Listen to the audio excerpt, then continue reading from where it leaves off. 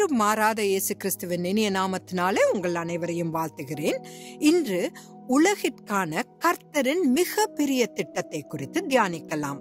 அப்போஸ்தலர் நடபடிகள் 1 அதிகாரம் 8 வசனம். பரிசுத்த ஆவி உங்களிடத்தில் வரும்போது நீங்கள் பலனடைந்து எருசலேமிலும் யூதேயா முழுவதிலும் சமாரியாவிலும் பூமியின் கடைசி பரியந்தமும் எனக்கு சாட்சிகளாயிருப்பீர்கள் என்று இயேசு கிறிஸ்து தன் எதிர்கால திட்டத்தை வெளிப்படுத்தினார்.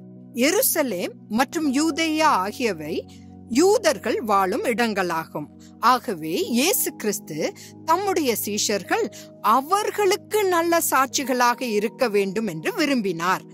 அவர்கள் அனைவரும் ஒரு காலத்தில் இயேசு கிறிஸ்துவுடன் வாழ்ந்தவர்கள் என்பதை நிரூபித்தனர். அடுத்தது வடக்கு இஸ்ரவேலாகிய சமாரியா. யூதர்களுக்கும் புறஜாதிக்கும் பிறந்ததால் சமுதாயத்தில் புறக்கணிக்கப்பட்டு நாய்கள் என்றே அவர்கள் அழைக்கப்பட்டனர். யூதர்களுக்கு சாட்சியாக இருந்த பின் அவருடைய சீஷர்கள் இந்த சமாரியர்களுக்கும் சாட்சியாக இருக்க வேண்டும் என்று இயேசு கிறிஸ்து விரும்பினார். இறுதியாக இயேசு கிறிஸ்துவை பற்றி கேள்விப்படாத மற்ற அனைத்து புறஜாதியினரையும் முழுமையாக குறிக்கிறது. உலகம் முழுவதும் சுவிசேஷம் சென்றடைய கர்த்தர் தம்முடைய பிரதான திட்டத்தை இப்போது செயல்படுத்தி கொண்டிருக்கிறார். அந்த திட்டத்தில் நாமும் ஒரு பங்காளிகளாக இருப்போமாக. ஆமென்.